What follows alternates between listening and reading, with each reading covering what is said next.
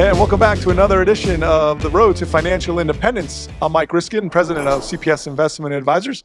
And as always, I'm joined by my partner, CEO of CPS Investment Advisors, Peter Galecko. Pete, Hey, Mike, how you doing? terrific. How are you doing today? I'm doing good. Doing good. We're going to talk about death again. That's right. That's right. Can't get enough of the topic, I suppose. No, whoops. And I hear a lot of people had a lot of questions about more advanced planning. That's than right. Just a will. So. That's right. Yeah, the first episode we did on estate planning, as you might recall, were on the wills and kind of the basics of estate planning, and we did get a lot of follow-up questions on that as it relates to, okay, understand the basics, understand I need a will, whether I really have a lot of assets or not. But there's definitely more to it than that. And today's topic, we're really going to focus on trusts, and I think the term trust creates a lot of, what is it not? It's confusing. It's very confusing. That's a good way to put it. So kind of kick us off here a little bit, and all right, well, 30,000 foot view of what is a trust. And first of all, I just want to mention that trust and estate planning don't avoid liability.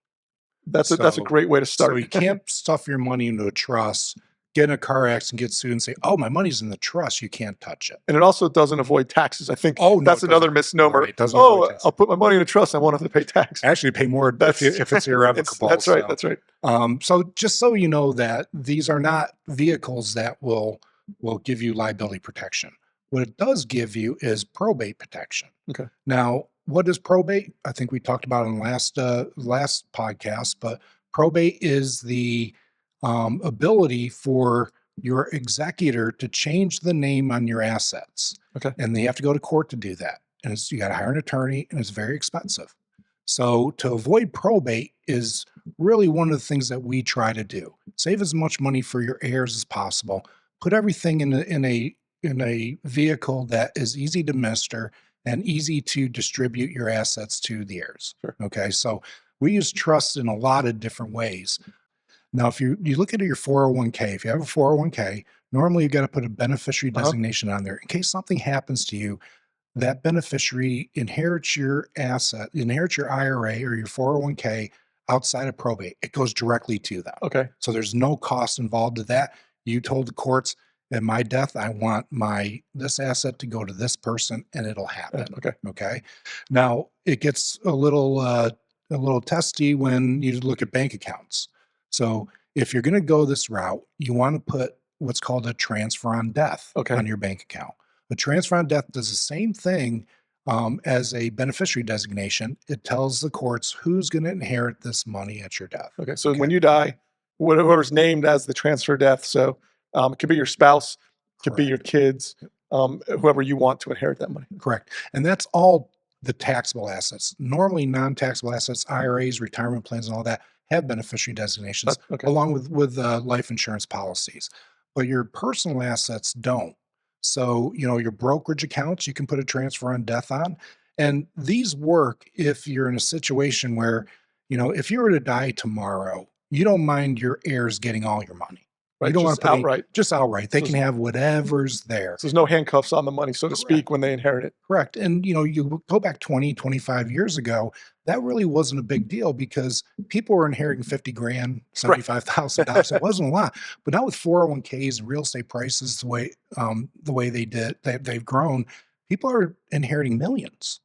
So it may not be your desire to allow your beneficiaries to inherit millions right off the bat. Sure, especially if they're younger, maybe, Correct. Or if they have an issue with spending money. Correct. Yes, and a lot of people say you can't take your money with you, and that's absolutely true. But you can tell everybody how you want it spent, and this is the beauty of having a trust. Okay, and there's two types of trusts. The first trust is what we call an irrevocable trust. It means that if you put an asset into this trust, you can never take it back. You can never use it. You're actually giving that asset away. Normally, we don't recommend these trusts unless there's a specific need, or we use these for life insurance policies. Okay. We'll go ahead and put a life insurance policy in an irrevocable trust, which pulls it out of your estate when you pass and the life insurance pays out. Okay. So we use that. We used to use that a lot more before the estate tax level went up, but that's a strategy that's still available to us. The biggest trust that everybody talks about is the revocable trust. And that's exactly what it is. It's revocable. You can set it up. You go to the attorney, you get a revocable trust set up. You put your brokerage account in there. You name it the revocable trust. It's owned by the trust.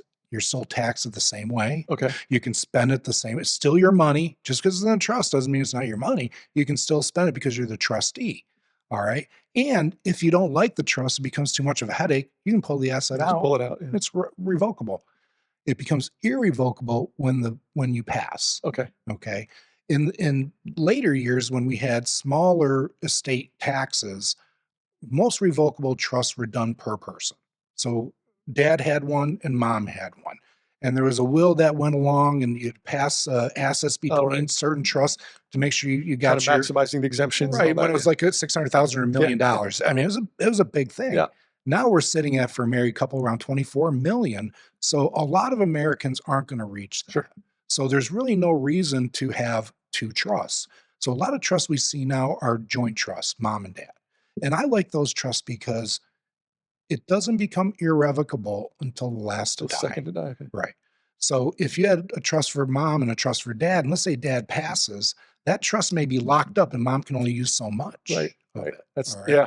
There's That probably issues wasn't there. the intention. That either. wasn't the intention, Yeah. but that's the way it worked out. In this situation, you could allow mom to continue to live off the trust as long as you want. You could put handcuffs on it. You can put another trustee in there to help mom in Right. case you don't want that money going somewhere else. There's a lot of things you can do, but you can pretty much tell everybody how you want it spent. Right. And that takes a little bit of planning.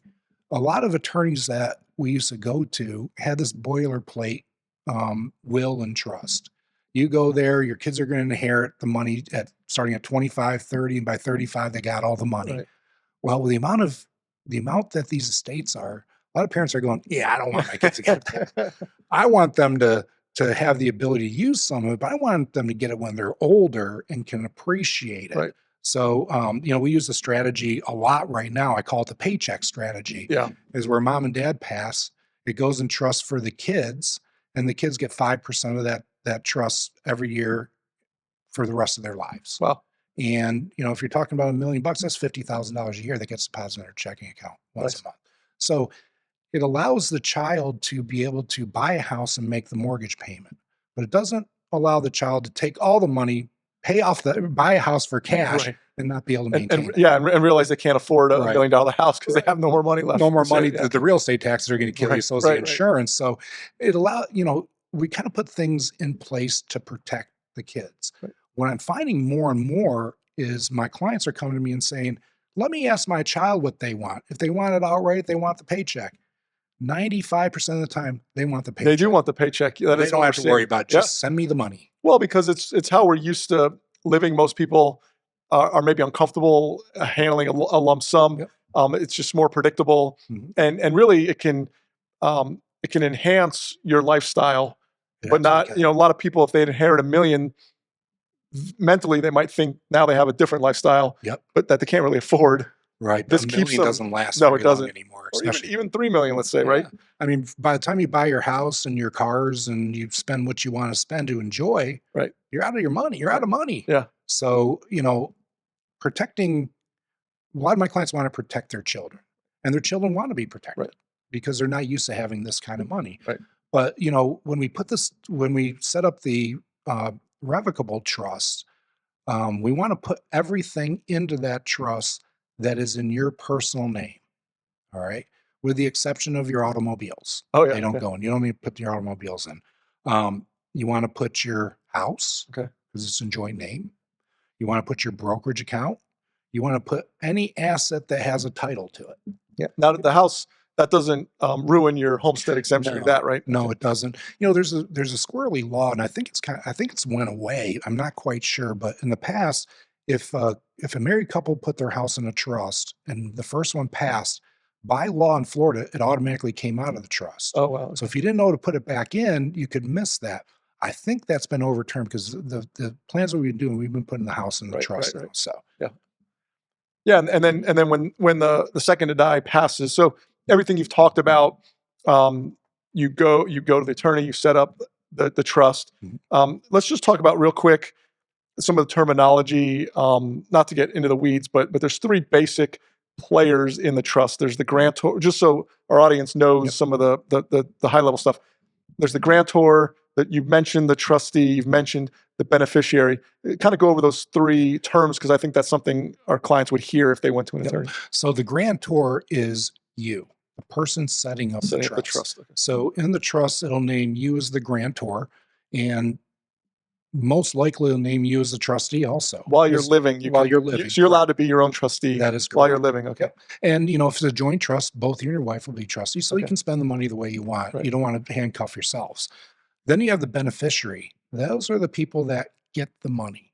Now, beneficiary After both of you die. after both of you die. Okay. Now, there are some provisions people put in trust that, the first one to die, they want a little bit to go to some people. You can do different provisions, but, for ease of conversation, let's just say that after the last one to die, it becomes irrevocable. Mhm.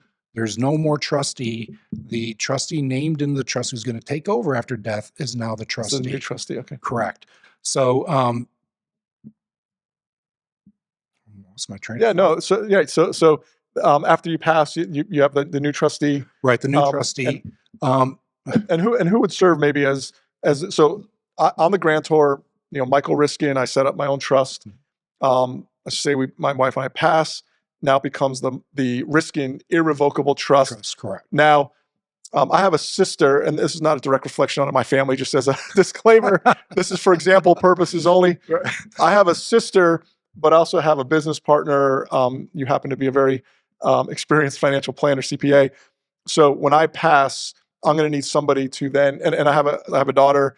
So my daughter would be the beneficiary of the trust, and I would want somebody to help manage that trust after I pass. That's the new trustee. Correct. Who do you advise? Would I maybe look to my family member or maybe a professional like yourself or somebody? So like in that? the last podcast, I mentioned be careful who you name as the responsible person for your assets after death. So I don't like to name children Okay. as trustees. In your situation, since you only have one daughter, Right. if she's 34 years old and she's responsible and she's CPA or whatever, you can name her as a trustee. She can liquidate the trust. It's completely up Right. to you. But if you have two kids, you got to think about one of the kids is going to be managing the other Right. child's You money. don't want one sibling having to go to the other. And to be honest with you, there's only a few cases in my 35 years that ever worked. Right. The other ones just became a disaster. Yeah. So I always recommend to hire a professional that does this kind of work. Spend a little extra money. Right. It's going to save your family. Yeah. All right. And it's going to be done right. So, it could be your attorney, it could be your CPA, it could be friends of yours that are professionals. Right. But when you give that trusteeship to somebody, they have to step in and act like you. And there's a lot of work. There's a lot of work to it. Yeah. I mean, now the house may need to be sold.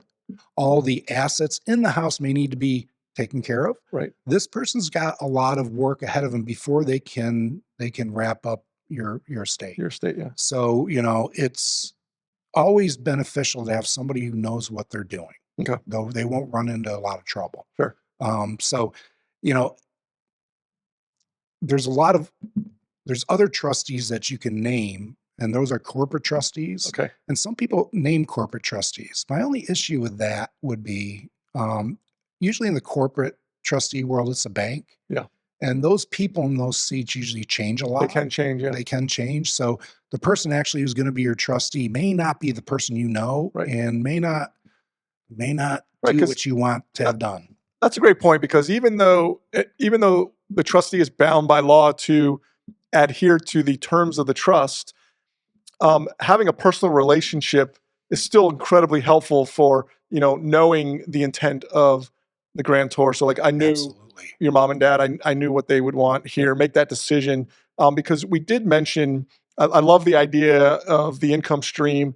If we pass, my daughter gets 5% of the trust for the rest of her life. But there are situations in these trusts that provide for exceptions, health, Oh yeah. education. There's two other maintenance and support. And so if my daughter, let's say, comes to you for, she wants something, an investment or a health issue or education, usually if you're dealing with somebody as a professional, there's a lot more personal thought into it than a corporate trustee Correct. that might just be truly black and it's something a little more difficult to Right. deal with.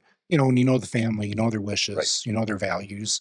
I would know that you'd want to take care of your child if there's a health issue in the family, if she's married. That money is there to make your child's life easier. That's right. So if she came to me with wanting $250,000 because she wants a Lamborghini, I'd probably say, yeah, your father wouldn't. Yeah. Your father would be Your, rolling your over in a father used to grave. drive a Honda Pilot. He's That's not- right. There's no Lamborghini in your future. So, but if you have a relationship with them, you can keep an eye on them. They can talk to you. It's a pretty neat match. Yeah, no, well, perfect. So I love that idea. Now, we talked about, so does that, talked about the two different types of trusts in terms of needing one and not needing one and kind of this ruling from the grave idea. Is it really, would everyone need something like this or talking about concern, talk about asset protection, I guess is what I'm trying to get at here So there is no asset protection with these trusts. in a revocable trust. In a revocable trust, zero asset protection. There is in a irrevocable trust, but that's not your money. Right. You've given it away. It's been a gift. It goes in that trust. You can't take it out, or it's not a irrevocable trust. Yeah. It'll stay in your state. So asset protection has to be done other ways Okay. than with a trust. Either via insurance. A lot of very wealthy people may be doing overseas trusts and all that kind of Okay. stuff. But these basic trusts, there are no asset protection Not available. much Nope. additional protection out of that. No. Okay. Let's see. So we talked about the different players in the trust, the grantor, the trustee, and the beneficiary, trust design. What other ideas, planning ideas? So What do we talk about? I want to with talk a trust? little bit about the ladybird deed. Okay. I think that's really important because there's a lot of people out there that may have just a will. Okay. And some retirement money, some money in the bank, not a lot. Their estate's not big, but most of their wealth is wrapped up in their house. So you can either go and draft a revocable trust, put the house in there and do all that, or you can just set up what's called a ladybird deed. Okay. And a ladybird deed was named in the past an enhanced life estate deed. Okay. Okay. And what that does is it changes the deed on the house and it states that the owner, who's the ladybird, gets to stay in that house for the rest of her life. Okay. All right. The house is hers. The taxes are paid by her, but at death, it goes to their heir. Okay. So you have a couple choices with houses like that. You can either put a family member on the deed, which is a gift. Right. And remember, if you have $1 million house, that's a $500,000 gift. Right. People need to be careful. I've run into that before. People say I'm gonna add so and so to my account. I'm like, Whoa, time out. We can do it a different There's- way. Yeah. So that, there's some tax implications that can come up if you don't do it right. But with a ladybird deed, it makes the transfer of that property real easy without giving up ownership in it. And also, these ladybird deeds have some Medicaid benefits. Yeah, that's along something I with it wrote too. down. Yeah. Yeah. So getting one of those, and if you need Medicaid, it kind of pulls it out of the Medicaid calculation. So there's a benefit there by doing it. So if you don't have a trust and you don't have the assets to do it, a ladybird deed would be a great option. Okay, that's great. Now, are there some general issue like where you say I don't want to trust or not to do it? Is there any scenarios like that, or is it really just a case by case? It's a case by case basis. If your estate's not very large, Right. there's probably no reason to have a trust because the cost of taxation inside a trust is higher than an individual. So if you're dealing with limited amount of funds, Right. it's sometimes better just to because there is a transfer on death on it and get it to them immediately. because there's a cost to. We talked about the Yes. cost of probate, Mhm. but there is also a cost to administering the trust Oh yes. and keeping it open year over year. There's tax returns to file if there's a professional trustee. So Mhm. so there are costs associated with that. There's going to be cost. But if you have substantial wealth, Right. Certainly sounds like it would be worth it in that scenario. and also, we have issues where there might be a health issue with one of the children. Mhm. We may need to set up a trust for issues like that. a healthcare trust. Um, there may be a drug problem in the family where the parents don't want that child to get the Get the money, money, right? doesn't mind the other two kids get all their money, but they want to make sure that they protect this other Yeah. child. So there's ways to do that. Whatever you can dream of, you Right. can do it. You Yeah. just can't take it with you. And so that's a good point. When you said whatever you dream of, you can. So really, you did mention that some trusts are kind of cookie cutter Yep. and boilerplate, but you really can get real customized with Absolutely. these things, right? And Yes. whatever your intention is. I'll give you an example. A lot of people are philanthropic. They want to leave something to either the church or the community. And when they go through the estate planning, they get their wills and trusts done. They'll say, "I want to leave 10% of my estate." And what they do is they take 10% of the estate and usually send it off in personal assets. All right. When you got a 401k over there that's taxable, Right. you just got to step up and basis on the stuff you gave away. You got 100% taxability over here. A lot of times in trusts, I recommend if we're going to give money to charity, let's make sure the trustee knows we want it to come out of the retirement money, because you give the charity retirement money, there's no tax. Right. You give the heirs the retirement money, there's tax. So I want to transfer the tax liability out and keep the tax benefit inside Sure. the Sure. trust. And if you don't write the trust properly, you don't know which way it's going, it's going to cost the heirs money. Well, that's a great point. Yeah, really. And we haven't really talked too much about that, but the tax component of this Yeah. and titling the assets properly, making sure who's the beneficiaries or transfer on death, Mm. and then also and setting them up in a way, in the most tax efficient way Absolutely. as well, because that can cost a family quite a lot of money if it's not done properly. Right. And you've got to make sure that if you do a revocable trust and you want your retirement assets, your 401ks, and your IRAs to go into the trust has to be written in a way where it can accept those assets. Okay. So you just don't want a boilerplate Yeah. trust. If you know this stuff's coming in, you want to make sure that it's spelled out properly, that it can take it. Okay. Yeah, and I know a lot of it used to be even worse tax efficient Yep. to leave the trust as a beneficiary, but some of those laws have evened out a little Yeah, bit. they So have. certainly go consult with your CPA or tax attorney. Right. Right. But we can talk about if you need to, if anybody out there needs help with this, Mhm. it's better to sit down with your financial planner. Sure. Or CPA financial planner would be CPA, even better. CPA for financial planner, because they can work through all the intricacies Yeah. before you get to the attorney. Yeah. When you get to the attorney, you have all the answers. Right. And it's just getting the answers down on paper. So, we like to be in front of our clients doing that, so that we can make sure that your family's being taken care of and all the decisions are thought out and properly answered. Yeah, that's such a benefit I think that we provide with our clients. Certainly is having that planning session before you go to the attorney, and then working with an attorney that has all the tools and the strategies, so everyone's on the same page. It's not about who's the smartest in the room or who has the best idea. It's about, hey, what does the client need? Yep. What's their family dynamic like, and can the plan be put together for their best interest and what their needs are? Absolutely. So when you get through that plan, you sit with the attorney, he develops this plan for you, you sign it, and then you're off to the races. Yeah. 4 or 5 years later, you may want to look at it, but once you get this estate planning behind you, you Right. can start living life. Sure. You don't have this thing hanging over yourself. Yep.